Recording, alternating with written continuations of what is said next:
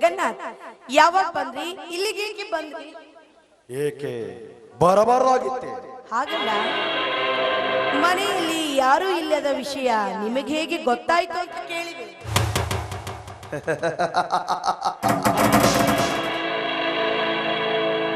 ಸುವರ್ಣ, ಕಳ್ಳನಿಗೆ ಕಳವನ್ನು ಹೇಗೆ ಮಾಡಿದಿ ಎಂದು ಕೇಳಿದರೆ ಆ ಕಳ್ಳ ಕೇಳಿದವರ ಮನೆಯನ್ನು ಲೂಟಿ ಮಾಡಿ ಕಳವು ಮಾಡಿದ ವಿಧಾನ ತಿಳಿಸಬೇಕಾಗುತ್ತದೆ. ನೋಡು ಸುವರ್ಣ, ಹಾಗೂ ನಿಮ್ಮ ಅಕ್ಕ ಸಾವಿತ್ರಿ ನೀರಿಗೆ ಹೋಗಿದ್ದನ್ನು ಕಂಡೆ. ಬರುವುದು ಬಹಳ ಹೊತ್ತಾಗುವುದೆಂದು ತಿಳಿದು ಇನ್ನು ಆ ಬಸವರಾಜ ರಿಸಲ್ಟ್ ನೋಡಲು ಹೋದವನು ಇನ್ನೂ ಬಂದಿಲ್ಲವೆಂದು ನಿನ್ನ ಚೀಟಿಯ ಮುಖಾಂತರ ತಿಳಿದಿ. ಹೀಗೆ ಎಲ್ಲ ಮನೆಯಿಂದ ಹೊರಟು ಹೋಗಿ ಒಂಟಿಯಾಗಿದ್ದ ನಿನಗೆ ರಸಿಕ ಮನ್ಮಥನಾಗಿ ಬರುವುದು ಅದು ಎಷ್ಟೊತ್ತಿನ ಮಾತು ಸುವರ್ಣ. ಈಗ ಯಾರಾದ್ರೂ ಬಂದ್ರೆ?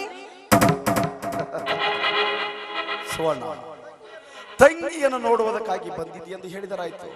ಜಗನ್ನಾಥ್, ಎಷ್ಟು ದಿನ ಅಂತ ನಾವಿಬ್ರು ಇದೇ ರೀತಿ ಕಾಲ ನೂಕುತ್ತಾ ನಡೆಯುವುದು?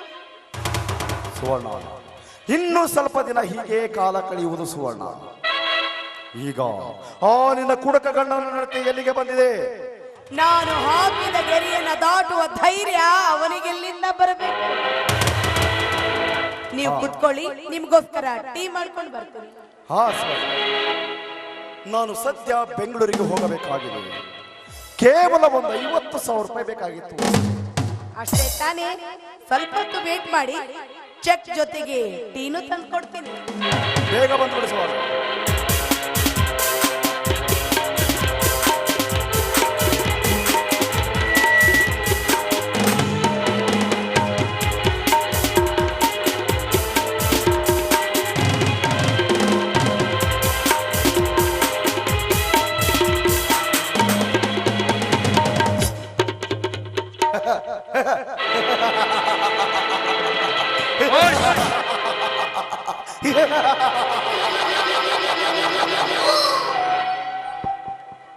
ಸುವರ್ಣ, ಹೋಗು ಸುವರ್ಣ.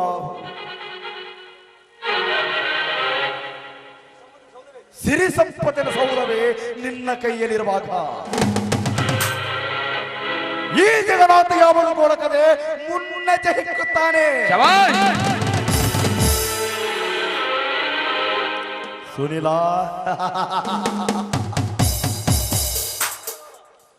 ಸುಂದರವಾದ ಹೆಂಡತಿ ಯೌವನದ ಜೊತೆಗೆ ಮನೆಯಲ್ಲಿರುವ ಹಣವು ಸಹ ಕಳೆದುಕೊಳ್ಳುವ ನಿನ್ನಂತ ತಟ್ಟ ಸ್ನೇಹಿತನಕ್ಕೆ ದೊರಕಿತ್ತು ನನ್ನ ಪುಣ್ಯ.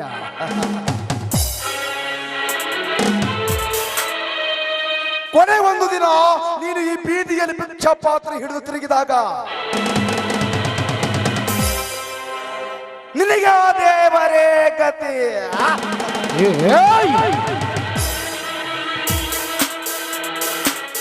ಸುವರ್ಣ,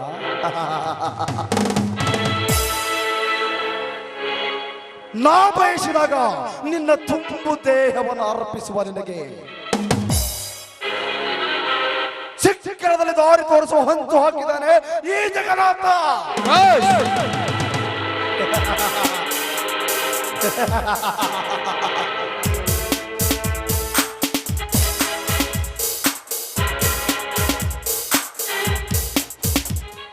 ತೆಗೆದುಕೊಳ್ಳಿ ಚೆಕ್ಕನ್ನ. ಈ ಟೀಗಿಂತ ಈ ನಿನ್ನ ತುಂಬಗಲದ ಟೀ ತುಂಬಾ ಇದೇ ಸಂತೋಷ ಸಮಯದಲ್ಲಿ ಮೂಡಿ ಬರಲಿ ಒಂದು ಮದರ ಕಟ್ಟದ ಗಾನ.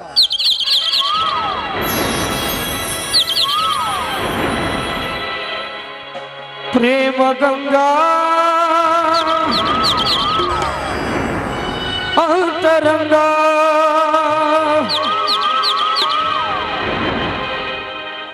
ಅಂತರಂಗ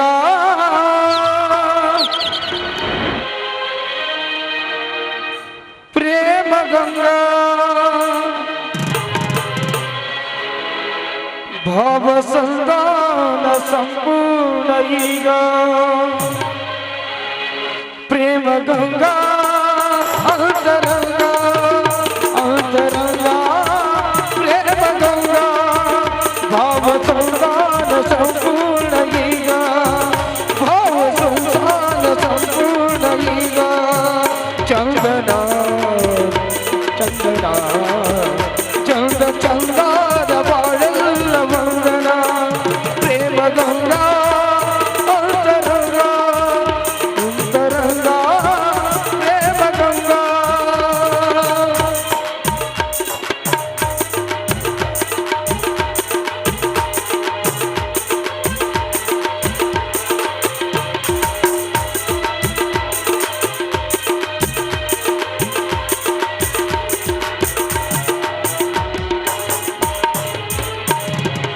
ಹಗಲು ಇರುಳು ನನ್ನ ನೆರಳು ನೀನಾಗಿದೆ ನೆನಪಾಗಿದೆ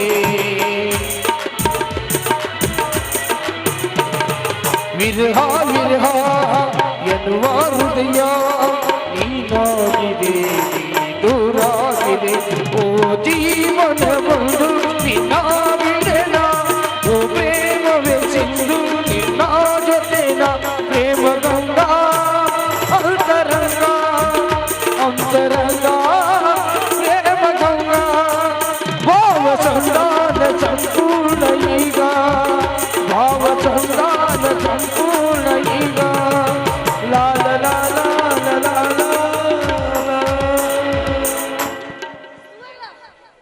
ಇದೆಂತಹ ದುರ್ಘಟನೆ ಕಂಡಿರಮ್ಮ ನನ್ನ ಕಣ್ಣುಗಳಿಂದ. ಪತಿ ಪರದೈವವನ್ನು ನಂಬಿ ಯಮನೊಂದಿಗೆ ಹೋರಾಡಿ ತನ್ನ ಗಂಡನ ಪ್ರಾಣವನ್ನೇ ಮರಳಿ ತೆಗೆದುಕೊಂಡು ಬಂದು ಆ ಸತ್ಯವಾನನ ಸತಿ ಸಾವಿತ್ರಿ ತನ್ನ ಗಂಡನಲ್ಲಿರುವ ದೈವತ್ವವನ್ನು ಕಂಡು ಗಂಡ ಹುಚ್ಚನಿದ್ರೂ ಕೂಡ ಆತನ ವಂಶದ ಜ್ಯೋತಿಯೊಂದಿಗೆ ತನ್ನ ಹೆಸರನ್ನ ಇತಿಹಾಸದ ಪುಟ ಪುಟಗಳಲ್ಲಿ ಅಜರಾಮರವಾಗಿ ಉಳಿಸಿಕೊಂಡಳು ಆ ಹೇಮರೆಡ್ಡಿ ಮಲ್ಲಮ್ಮ. ಇಂಥದ್ರಲ್ಲಿ ಅಣ್ಣ ತಂಗಿಯನ್ನು ಸಂಬೋಧಿಸಿ ಈ ರೀತಿ ಕಾಮ ಕ್ರೀಡೆಯಲ್ಲಿ ತೊಡಗಿದ್ರಲ್ಲ, ನಿಜ ಹೇಳಿ ಸುವರ್ಣ ಇವನು ಯಾರು ಅಂತ? ಏಕೆ ಸಾವಿತ್ರಿ ಅಣ್ಣ ತಂಗಿಯನ್ನ ಮಾತನಾಡಿಸ್ಲಿಕ್ಕೆ ಮನೆಗೆ ಬಂದ್ರೆ ಇಷ್ಟೊಂದು ಸಂಶಯ ಪಡುವುದು ಒಳ್ಳೆಯದಲ್ಲ. ಮುಚ್ಚೆ ಬಾಯಿನ. ಅಣ್ಣ ತಂಗಿ ಅಂತೆ ಅಣ್ಣ ತಂಗಿ. ಅಣ್ಣ ತಂಗಿ ಎಂಬ ಪವಿತ್ರವಾದ ಶಬ್ದಕ್ಕೆ ಎಷ್ಟೊಂದು ವಿಶಾಲವಾದ ಅರ್ಥ ಇದೆ ಅಂತ ಗೊತ್ತೇನೆ ನಿನಗೆ? ಅಣ್ಣ ತಂಗಿ ಸಂಬಂಧ ಪವಿತ್ರವಾದ ಸಂಬಂಧ. ರಕ್ಷಾಬಂಧನ ದಿನ ತಂಗಿ ಆಗದಿದ್ದವಳು ಕೂಡ ಅನ್ಯ ಪುರುಷನ ಕಣ್ಣಿಗೆ ಅವನ ಕೈಗೆ ರಕ್ಷಾಬಂಧನವನ್ನ ತೊಡಿಸಿದ್ರೆ ಆ ಜನ್ಮ ಪರ್ಯಂತ ಅವರಿಬ್ಬರು ಅಣ್ಣ ತಂಗಿಯಾಗಿ ಉಳ್ಕೋತಾರೆ. ಅಂತ ತಂಗಿಗೆ ಎಷ್ಟೇ ಕಷ್ಟ ಬಂದ್ರೆ ಕೂಡ ಆ ಅಣ್ಣ ತನ್ನ ಪ್ರಾಣವನ್ನ ಪಣಕ್ಕಿಟ್ಟು ಅವಳಿಗೆ ರಕ್ಷಣೆ ಮಾಡುತ್ತಾನೆ. ಇಂಥ ಅಣ್ಣ ತಂಗಿಯ ಸಂಬಂಧ ಪವಿತ್ರ ಸಂಬಂಧ. ಅದು ರಕ್ತ ಸಂಬಂಧಕ್ಕಿಂತ ದೊಡ್ಡದು. ಅಣ್ಣ ತಂಗಿಯನ್ನು ಸಂಬೋಧಿಸಿಕೊಂಡು ಪರಸ್ಪರ ಕಾಮ ಕ್ರೀಡೆಯಲ್ಲಿ ತೊಡಗಿದ್ರಲ್ಲ, ನಿಮ್ಮಂಥವರನ್ನ ಚಪ್ಪಲಿಯಿಂದ ಹೊಡಿಬೇಕು. ಅಂತಾದ್ರೆ ಈ ಅಣ್ಣ ತಂಗಿ ಎಂಬ ಶಬ್ದಕ್ಕೆ ಅರ್ಥ ಬರುತ್ತೆ. ಏ ಸಾವಿತ್ರಿ, ಇಲ್ಲದ ವಿಷಯದ ಬಗ್ಗೆ ತಲೆ ಕಾಣಿಸಿಕೊಂಡರೆ ಪರಿಣಾಮ ನೆಟ್ಟಗಾಗಲಿಕ್ಕಿಲ್ಲ. ಹುಷಾರ್. ಮುಚ್ಚೋ ಬಾಯಿನ. ಯಾರಿಲ್ಲದ ಮನೆಯಲ್ಲಿ ಪ್ರವೇಶಿಸಿ ಪರಸ್ತ್ರೀಯೊಂದಿಗೆ ಕದ್ದು ಮುಚ್ಚಿ ಕಾಮದಾಟ ಆಡಿ ನನಗೆ ಪರಿಣಾಮ ನೆಟ್ಟಿಲ್ಲ ಅಂತ ಹೇಳ್ತಾ ಇದೀಯಾ? ಬುದ್ಧಿಯನ್ನ ಹಿಡಿತದಲ್ಲಿ ಇಟ್ಟುಕೊಂಡು ಮಾತಾಡು. ನೋಡು ಸಾವಿತ್ರಿ, ನೀನು ಹೆಣ್ಣು ಹೆತ್ತವಳೆ ಇರಬಹುದು, ವಿಚಾರಿಸಿ ಅಪವಾದ ಹೊರಸು. ಸುಮ್ನಿರಣ್ಣ, ಮಕ್ಕಳನ್ನ ಹೆತ್ತರೆ ತಾನೇ ಇವಳು ಹೆಣ್ಣು ಅಂತ ಅನ್ಸ್ಕೊಳ್ಳೋದಕ್ಕೆ ಸಾಧ್ಯ. ಹೆಣ್ಣು ಅಲ್ಲ, ಗಂಡು ಅಲ್ಲ, ಬಂಜೆಯಾಗಿ ಸಾಯ್ಬೇಕೆಂಬುದೇ ಆ ದೇವರು ಇವಳ ಹಣೆಯಲ್ಲಿ ಬರೆದು ಕಳಿಸಿದ್ದಾನೆ.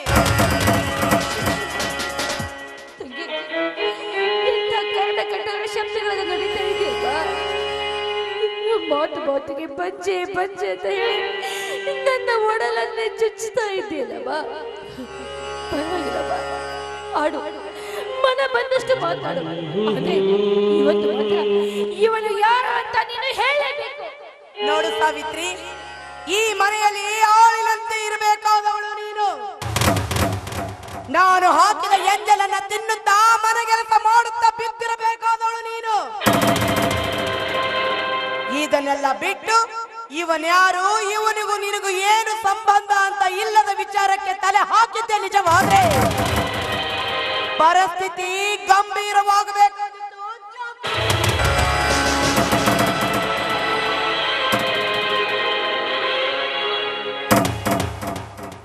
ನನ್ನ ಅತ್ತಿಗೆ ಮೇಲೆ ಕೈ ಮಾಡುವಷ್ಟು ಹದ್ದು ಮೀರಿದನೆ ಕತ್ತೆ.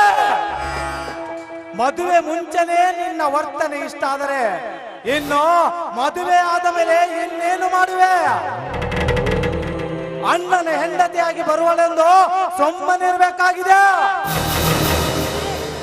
ಬಾಯ್ ಮುಚ್ಚೋ ಹೆಸರ ಕತ್ತೆ ಅಂತವನೇ. ಈಗ ಈಗಾಗಲೇ ಮದುವೆಯಾಗಿ ಬಹಳ ದಿನಗಳವೇ ಆಯಿತು. ಪಾಪ ಏನು ಗೊತ್ತಿಲ್ಲದಂತೆ ಸೋಗ್ ಹಾಕ್ಲಿಕ್ಕೆ ಬರಬೇಡ ಇಲ್ಲಿಗೆ. ಅತ್ತಿಗೆ ಇವರು ಆಡುವ ಮಾತು ವಿಚಿತ್ರವಾಗಿದೆಯಲ್ಲ. ವಿಚಿತ್ರವಲ್ಲ ಬಸವರಾಜ, ಎಲ್ಲವೂ ಸಚಿತ್ರ. ಸುನಿಲನ ಮದುವೆ ಇವಳೊಂದಿಗೆ ಆಗಿ ಹೋಗಿಬಿಟ್ಟಿರುತ್ತಪ್ಪ. ಇದೇನು ಹೇಳ್ತಿರುವೆ ಅತ್ತಿಗೆ? ಒಡ ಹುಟ್ಟಿದವರನ್ನೇ ಬಿಟ್ಟು ಮದುವೆ ಆದನೇ ನನ್ನ ಸುನಿಲ. ಹೌದು, ಈ ನನ್ನ ತಂಗಿ ಮತ್ತು ನಿನ್ನ ಅಣ್ಣ ಸುನಿಲ ಮದುವೆ ಮುಗಿದು ಹೋಯಿತು. ಪಾಪ ನೀನು ಏನು ಇದ್ದಿದ್ರೆ ಏನಾದರೂ ಸಿಗುತ್ತಿತ್ತೋ ಏನೋ. ಹಾಗಲ್ಲ, ಬುತ್ತು ಅಣ್ಣನ ತಲೆಯ ಮೇಲೆ ಮಂಗಲಾಕ್ಷತೆ ಹಾಕುವ ಶುಭಗಳಿಗೆ ಸಿಗುತ್ತಿತ್ತೋ ಏನೋ. ಏ ಜಗನ್ನಾಥ್, ಕೊನೆಗೂ ನೀ ನಿನ್ನ ಛಲವನ್ನು ತೀರಿಸಿಕೊಂಡಿದೆ ಅಲ್ಲವೇ? ಹಿಂದೆ ಕೌರವರಿಗೆ ಜಯ ಸಿಕ್ಕಿದ್ದು ಕೇವಲ ಕ್ಷಣಿಕವಾಗಿ. ಮುಂದೆ ಅಪಜಯ ಹೊಂದಿದ್ದ ಪಾಂಡವರಿಂದಲೇ ಕುರುಕ್ಷೇತ್ರದಲ್ಲಿ ನಿರ್ನಾಮವಾದರು ಎಂಬುದನ್ನು ಮಾತ್ರ ಬರೆಯಬೇಡ. ಜಗನ್ನಾಥ್, ಒಂದು ವೇಳೆ ನೀ ನನ್ನ ಮನೆತನಕ್ಕೆ ದ್ರೋಹ ಬಗೆದಿದ್ದೆ ಆದರೆ ನಿನ್ನ ರಕ್ತದಿಂದ ನನ್ನ ಹಿರಿಯರಿಗೆ ರಕ್ತ ಮಜ್ಜನ ಮಾಡಿಸಿ ಕುದಿತಿರುವ ನನ್ನ ರಕ್ತಕ್ಕೆ ಶಾಂತಿ ದೊರಕಿಸಿಕೊಳ್ಳುವ ಜಗನ್ನಾಥ್.